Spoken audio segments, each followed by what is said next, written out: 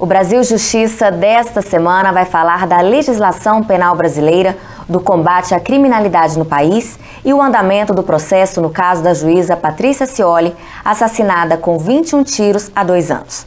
Para falar sobre esses assuntos, o nosso entrevistado é o advogado Técio Lins e Silva, que está na carreira há quase 50 anos como criminalista.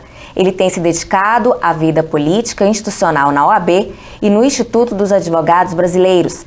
Na vida pública, foi secretário de Justiça do Rio de Janeiro e conselheiro do CNJ de 2007 a 2009. Doutor Técio, muito obrigada pela sua presença aqui no programa da MB, o Brasil Justiça. Eu que agradeço, é uma honra e um prazer estar aqui falando para os juízes e para toda a gente que eu não sou juiz e acompanho as atividades da MB com muito gosto.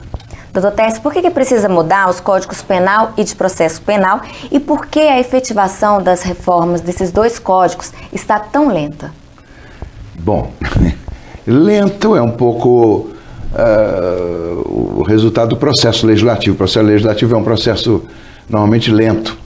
Tem que passar pelas 2 casas, né? Se começa no Senado, vai para a Câmara, se a Câmara modifica, volta para o Senado, enfim, é muita gente a opinar, né? E são muitas comissões, etc. É um processo lamentavelmente lento, sobretudo questões que mexem com interesses, né, variados e que mobiliza as representações desses interesses dentro do parlamento brasileiro. Então, ela é demorada. Agora, a necessidade da modificação é mais para a atualização, né, da legislação, porque, enfim, a sociedade está em movimento. Na matéria penal, o Código Penal é de 1940, né? Então ele completou já 70 anos. Eu não sei se os parlamentares decidiram iniciar o processo de mudança, talvez até inspirado pelos 70 anos que o servidor público se aposenta, né? Tem a compulsória, então querem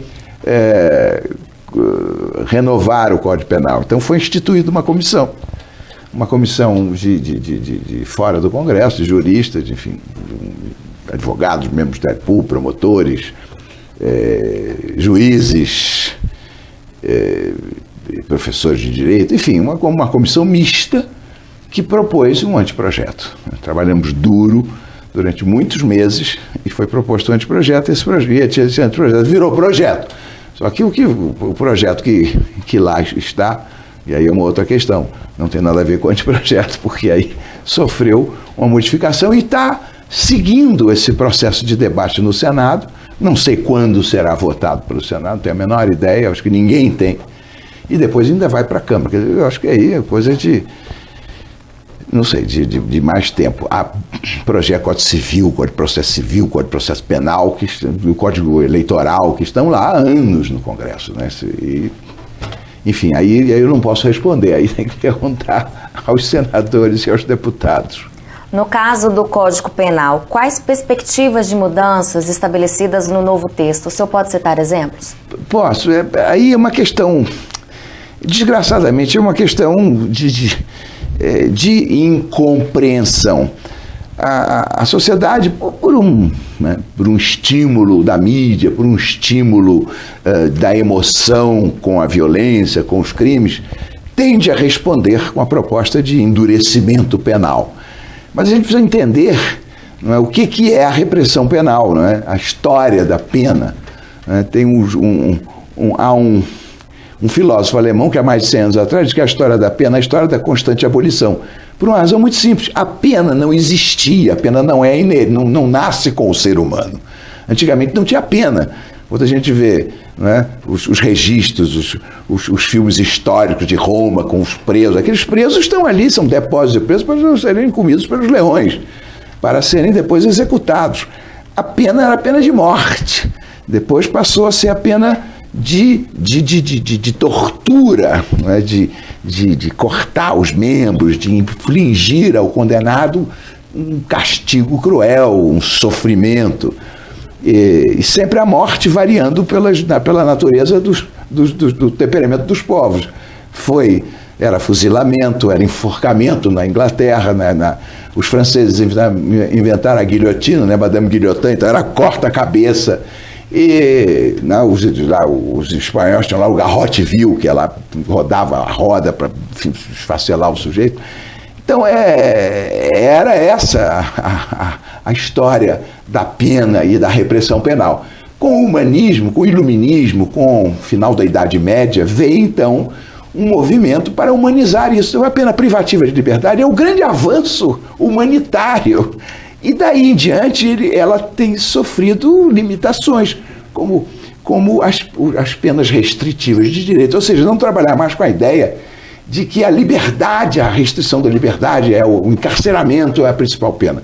É a ideia de buscar alternativas para a pena privativa de liberdade. E aí cabe um apelo aos juízes que tem uma tendência de preferir a pena privativa de liberdade à criatividade das penas alternativas, que são restritivas de direitos, que dá mais trabalho para fiscalizar, etc. Então, o risco da reforma penal, sobretudo em momentos de crise, em momentos de violência e tal, é ele se transformar num instrumento mais encarcerador do que sabendo que nós temos quase 600 mil, mais de 500 mil de presos, e não temos vaga para essa gente. São prisões que são, como se o Ministério da Justiça, medievais. Os presos estão acumulados, estão socados em ambientes que não cabem os presos, e são, então, tem coisas extraordinárias. Preso morcego, são aquelas celas que o sujeito não tem como ficar deitado ou sentado, porque não tem espaço físico. Então eles ficam nas grades, amarrados com o lençol nas grades, e dormem pendurados. É inenarrável. As pessoas não se dão conta de que essa é a realidade brasileira.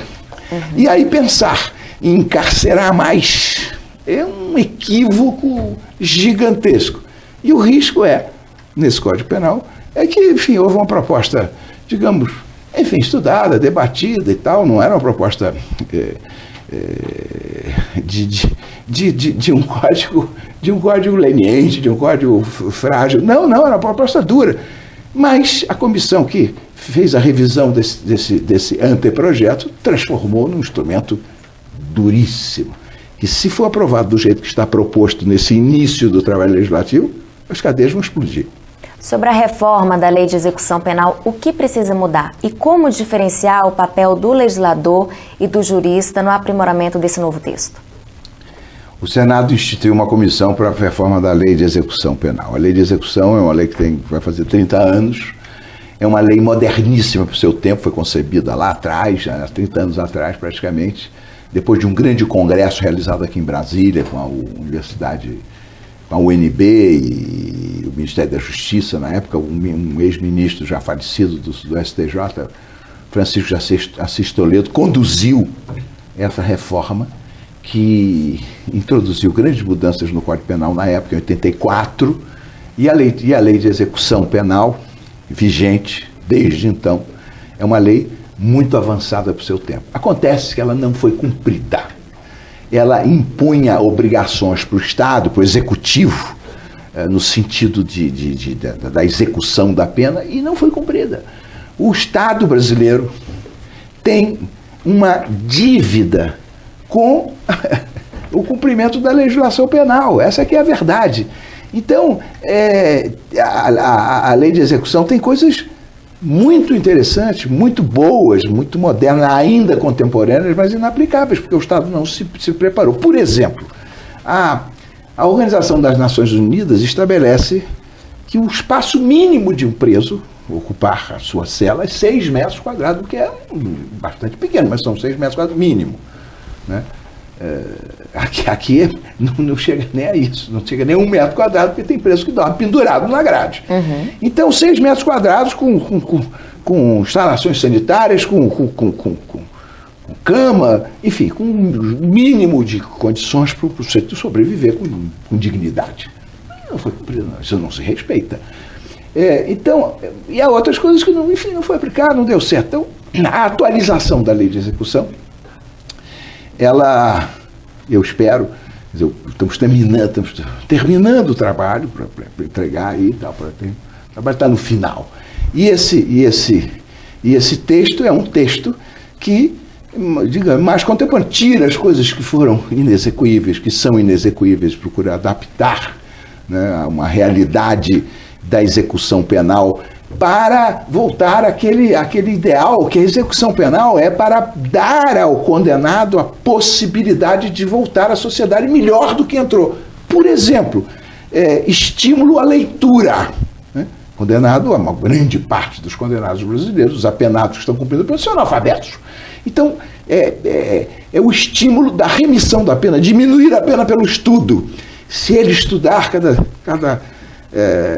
cada 8 horas de estudo, ele reduzirá o tempo de pena, como se ele trabalhar também tem a chamada remissão, ele reduz o tempo de cumprimento da pena. Muito obrigada. No próximo bloco, o advogado criminalista Técio Lins e Silva vai falar do combate à criminalidade no país. Não sai daí, a gente volta rapidinho. A Escola Judicial de Pernambuco promove em parceria com a Escola Nacional dos Magistrados o 6º Intercâmbio Internacional de Aperfeiçoamento Judicial Brasil-Argentina no período de 20 de março a 5 de abril do ano que vem. O curso destinado a magistrados, servidores e operadores do direito será realizado em Mendonça, na Argentina.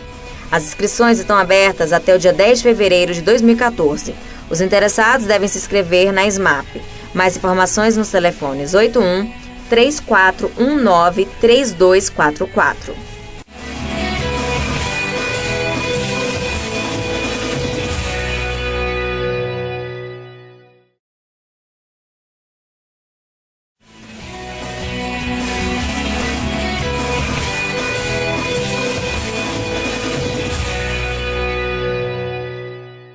Estamos de volta com o Brasil Justiça. No primeiro bloco, conversamos sobre a legislação penal brasileira. Agora, o advogado criminalista Técio Lins e Silva vai falar do combate à criminalidade no país. Doutor Técio, é possível acreditar na diminuição da violência no Brasil com a efetivação das mudanças na legislação penal? Olha, infelizmente, não. É uma ilusão imaginar que a solução penal resolve o problema do crime, que tem origens sociais, tem outras origens que não penais. Então, o mal da solução penal não resolve o mal da criminalidade. Infelizmente, essa é a dura verdade. Nelson Hungria, lá nos idos de 40, quando o código atual vigente entrou em vigor, ele dizia: o Código Penal, o direito penal, não é a panaceia para todos os males. As pessoas têm essa ilusão de estabelecer lei. Nós temos regras penais, dispositivos penais, até na lei do inquilinato, porque o legislador bota uma pena, bota o crime, criminaliza isso, criminaliza aquilo, achando que com isso as pessoas vão parar de cometer crime. Ninguém sai à rua com o Código Penal para ver a pena que tem, para ver que crime que é, para saber se age dessa ou aquela maneira. Isso não é outra razão. Nós vivemos em sociedade e não praticamos crimes por outros motivos. Não é porque estamos com essa coisa da ameaça penal. Isso é um sonho, infelizmente é um sonho, não é verdade. Não é verdade, cientificamente não é verdade. A legislação, agora essa legislação que vem endurecendo, tem uma lei de organização criminosa, Renata, essa lei autoriza a infiltração do policial que fica 6 meses dentro da quadrilha praticando crimes para procurar desvendar. Que é uma cópia servil de modelos estrangeiros. Eu não sei se nesses países isso é bom ou mal. Eu sei que aqui não é bom. Eu sei que aqui autorizar o policial para ficar no meio praticando crime junto com os criminosos para desvendar o crime, eu acho que isso é muito esquisito. A coisa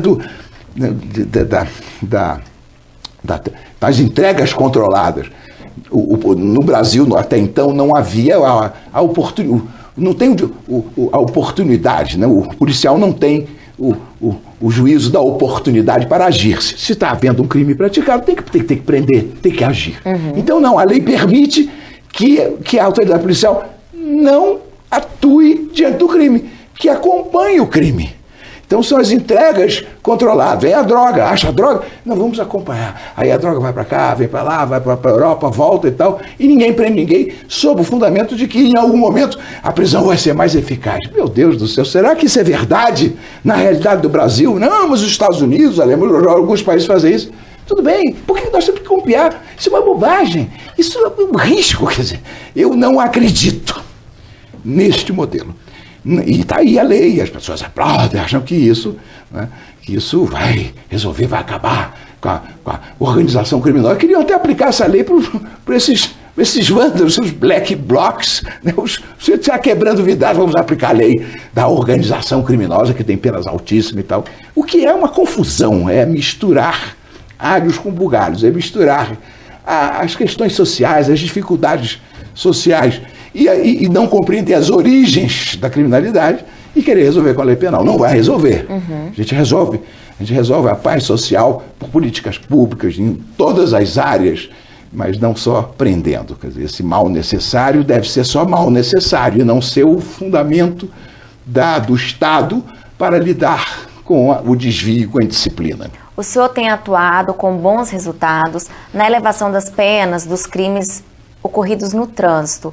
O senhor poderia traçar um panorama dessa conquista para a sociedade? A questão do trânsito é uma questão que ainda não está bem resolvida, porque essa solução de colocar como homicídio doloso, chamado dolo eventual, né, colocar as pessoas que exageram no trânsito, que agem de maneira inexplicável na condução dos seus veículos, causando e matando pessoas, a solução de mandar para o júri como crime doloso contra a vida é uma solução que tem muita dificuldade de processos são demorados, prescreve, etc. É um debate técnico, científico, complicadíssimo. A solução que a Comissão do Código Penal propôs foi criar uma culpa gravíssima, uma culpa com uma pena, quer dizer, o crime é culposo, o réu não quis matar, não vamos discutir essa questão do dolo eventual, quis assumir o risco. Não, a culpa é gravíssima e trabalha com a pena. Tem uma pena mais elevada do que a culpa ordinária de não respeitar as regras do cotidiano. Essa foi a solução que nós apresentamos. Está no projeto que está em andamento do Senado, que nós todos acreditamos que isso dê ao juiz, né, e à sociedade uma condição de combater melhor e punir melhor esse vandalismo que se pratica na condução dos veículos. Existe uma cultura de impunidade aqui no Brasil? Olha, essa é uma questão, depende do ponto de vista. As pessoas não se punem, o Brasil é leniente, a impunidade. Nós somos a quarta população carcerária do mundo. Nós estamos caminhando muito rapidamente para termos 1 milhão de presos. Temos hoje 600 mil presos, o que é uma barbaridade, né? Mais de 500 mil de pessoas encarceradas nas condições que estão. E na medida em que a legislação seja encarceradora, isso não tem fim. E qual é a solução? As pessoas saem piores do que entraram. Então, o que nós procuramos produzir na reforma da lei de execução penal é estimular, né, essas experiências de melhorar, de dar ao apenado condições de recuperação, de reinserção social. Essa que é a ideia dele sair melhor, dele ter oportunidade no cárcere, aproveitar esse tempo para melhorar e não para piorar e se tornar, não é, membro do crime organizado. A Paraíba tem uma experiência fantástica de um campus universitário para apenado. Há muitas experiências interessantes. E nós precisamos estimular, não é, o executivo a desenvolver isso e os juízes também de compreenderem que a pena privativa de liberdade em si não é a solução. Quer dizer, ter que aumentar a possibilidade das penas restritivas de direito e fazer com que essas centrais possam controlar melhor, trabalhar, envolver a comunidade nos conselhos da comunidade, envolver a comunidade na questão penal, ou seja, envolver todo mundo, porque é um problema da sociedade, não é um problema do governo. Muito obrigada. No próximo bloco, o advogado criminalista Técio Lins e Silva vai falar do andamento do processo no caso da juíza Patrícia Scioli, assassinada com 21 tiros há 2 anos. Fique com a gente, o intervalo é rapidinho. Ser juiz em São Paulo cada dia é uma batalha nova. Muitas vezes você pega um caso que você nunca imaginou que poderia acontecer. Muitas vezes um caso de anos, uma briga que se arrasta há anos, e ali conversando com as partes, muitas vezes você consegue chegar com que as partes entrem num acordo, num caso extremamente complexo, e você tem o prazer de ver as partes entrando em acordo e de repente acabar a audiência e elas se abraçarem. Uma pedir desculpa para a outra chorando e falar, poxa, você me desculpa por tudo que aconteceu. Isso para o juiz, para nós, é gratificante. Ou mesmo você sentenciar um caso e de fato as duas partes falaram, olha, realmente, doutor, era isso mesmo que a gente estava esperando. Então, tem um lado muito duro, muito árduo, mas vale a pena. No fim das contas, vale a pena. Com o tema da prova no direito, uma perspectiva luso-brasileira, a Escola Judicial de Pernambuco promove o curso de extensão na Faculdade de Direito de Lisboa, em Portugal, entre os dias 27 e 31 de janeiro do ano que vem. Podem participar magistrados, promotores de justiça, procuradores, advogados, defensores, servidores públicos e estudantes de direito. As inscrições devem ser realizadas até o dia 10 de janeiro na Secretaria de Mestrado da SMAP. Mais informações no e-mail mestrado@smap.com.br ou no telefone 81 3036 3215.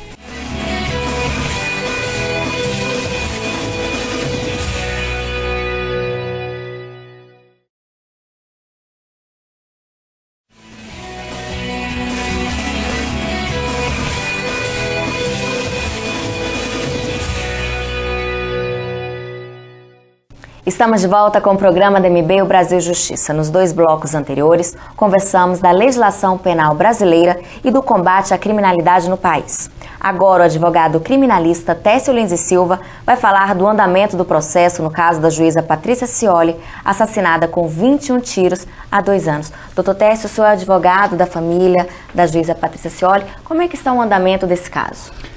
São 11 acusados. São 11 policiais militares do batalhão da comarca onde ela presidiu o júri, de São Gonçalo, no estado do Rio de Janeiro, denunciados. São 11, desde o comandante, o tenente-coronel, comandante do batalhão e alguns oficiais e soldados e cabos, etc. Todos foram até hoje condenados. Todos. A resposta que a sociedade deu por intermédio do Tribunal do Júri, que é a justiça popular, foi impecável, né? Todos foram exemplarmente condenados pela barbaridade que praticaram com uma mulher que eu conheci, porque o ingresso dela na vida pública, eu sou testemunha, eu entreguei a carteira de defensora pública, que eu chefiei a Defensoria Pública quando fui secretário de Justiça, e eu entreguei a carteira de defensora pública no concurso que eu presidi. E ela trabalhou comigo. Era uma pessoa encantadora, enfim, idealista, ativa, de muita energia. E depois ela fez a opção pela magistratura, fez o concurso e estava lá a juíza criminal do Tribunal do Júri. Ela tinha uma consciência de defesa da sociedade, da comunidade. Ela não era juíza rigorosa, era juíza que ela era a esperança daquela população que sofria com os grupos de extermínio, que sofria com a violência que a polícia militar pratica nessas comunidades, né, invadindo, matando, atirando, extorquindo. Ela não permitia, ela defendia essa gente. Então, a polícia, aquela coisa do chamado autorresistência, mata-se no Brasil. Meu Deus do céu, como se mata, como a polícia mata, e aí simula o auto de resistência, diz, não, foi de defesa e tal, e não dá em nada. E as mortes vão ficando. Ela não permitia, e ela então percebia que essas mortes que eram de homicídio travestidas desses, aí botava para andar, e tinha um Ministério Público eficiente. Então ela era uma defensora da vida dessa população pobre que tinha nela uma grande esperança. E obviamente ela era odiada por esses bandidos, que eram esses matadores, e que se organizaram no dia que ela decretou a prisão de parte desse grupo, e o grupo, antes de se recolher à prisão, eram policiais militares, não tem como fugir, deviam se apresentar para ficar preso, eles à noite executaram, né, de maneira covarde, brutal, né? Tem 2 executores com 21 tiros no seu corpo. Felizmente, o impacto dessa ação, eu devo dar o crédito à AMB. A AMB foi impecável na solidariedade, na presença. O presidente Calandra esteve presente nos primeiros momentos da prisão, presente pessoalmente perante a família, no velório, na missa. Enfim, ele foi, a AMB todo o tempo foi solidária e atenta a esse fato. Instituiu o prêmio de jornalismo com o nome da Patrícia. A Associação dos Magistrados do Rio instituiu o prêmio de Direitos Humanos no nome da Patrícia. Enfim, os juízes brasileiros, de uma maneira geral, sobretudo as associações. Eu acho que essa justiça devo fazer em nome, eu represento a memória de Patrícia Scioli, eu defendo a memória em nome das filhas, das meninas, adolescentes, dos filhos, da mãe que está viva, das irmãs. Eu represento a memória de Patrícia Scioli e em nome da família eu posso fazer esse reconhecimento às associações de classe, sobretudo a AMB, que foi desde o primeiro momento impecável e tem sido até hoje. E o júri tem respondido de maneira eficaz, compreendendo como o sentimento da cidade que é inaceitável um atentado à magistratura. O crime que se praticou contra a Patrícia é um crime contra uma mulher, mãe, dona de casa, que tem um servidora pública, que tem um cargo de juíza. Não, é muito mais do que isso. É um atentado à democracia, um atentado inaceitável, né, à justiça brasileira, e como tal, o Tribunal do Júri, que é a Justiça Popular, tem compreendido e tem julgado com essa crença e dessa forma. O senhor é advogado criminalista há 50 anos. Eu gostaria que o senhor contasse um pouquinho da sua trajetória profissional. É um pouco falta de imaginação, eu diria, né? Porque, enfim, a família tem muitos advogados. Meu pai era advogado com quem eu trabalhei. Fui trabalhar desde que entrei para a faculdade, desde antes de entrar para a faculdade. Era uma pessoa extraordinária, um homem modestíssimo, simples, um gênio, era um ourives na advocacia criminal, era um homem extremamente dedicado ao seu ofício. Eu aprendi tudo. O que eu sei, eu aprendi com ele, sobretudo o exemplo, e mais do que o exemplo, tudo isso, o amor à liberdade. O senhor aprendeu com seu pai, né, todo esse amor pela liberdade, como o senhor acabou de dizer. E o que o senhor pretende deixar para as futuras gerações do direito penal? Primeiro, que o direito penal não é um instrumento de solução das questões do país. Que o direito penal é um instrumento que deve ser limitado, deve ser usado de maneira parcimoniosa, de maneira restrita, com todo o cuidado. Segundo, que é preciso respeitar os direitos das pessoas perseguidas, das pessoas processadas, das pessoas que o Estado está de um lado e o cidadão está do outro. Então, que é preciso respeitar os direitos da cidadania, todos os direitos. E a liberdade como símbolo fundamental, que é a regra que nós devemos introduzir na vida do país, na vida em sociedade. E tudo mais é exceção. E, em cima disso, fazer com que os advogados lutem pelo primado da justiça. Muito obrigada. Chegou a hora da gente conhecer no quadro Vida de Juiz um pouco da trajetória dos magistrados. Meu nome é Lineu Peinado, sou desembargador no Tribunal de Justiça de São Paulo. Sou juiz desde 1982, decidi ser juiz porque quando jovem advogado acabei resolvendo uma causa em favor da minha cliente, mas percebi que eu tinha sido muito mais justo do que poderia ter conseguido um acordo melhor para a minha cliente, essa é a realidade. E com isso eu achei que então que quem tem que ser justo é o juiz, então eu fui ser juiz. Para os jovens que estão vendo esse programa, eu recomendo que primeiro faça uma reflexão profunda. Você realmente pretende ser justo? Você realmente quer atribuir a cada um aquilo que é seu?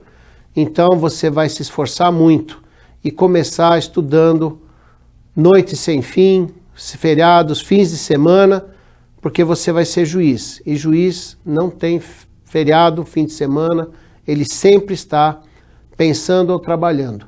Boa sorte a vocês, é uma carreira maravilhosa e, apesar de penosa, é muito gratificante. Agradeço ao advogado Técio Lins e Silva pela entrevista. Muito obrigado, eu que agradeço o prazer e a honra de estar aqui num programa da AMB que tem prestado tão relevantes serviços à justiça brasileira. O nosso programa termina aqui. Se você quiser participar, escreva para o nosso e-mail brasiljustiça@amb.com.br. Muito obrigada pela sua companhia e até o próximo.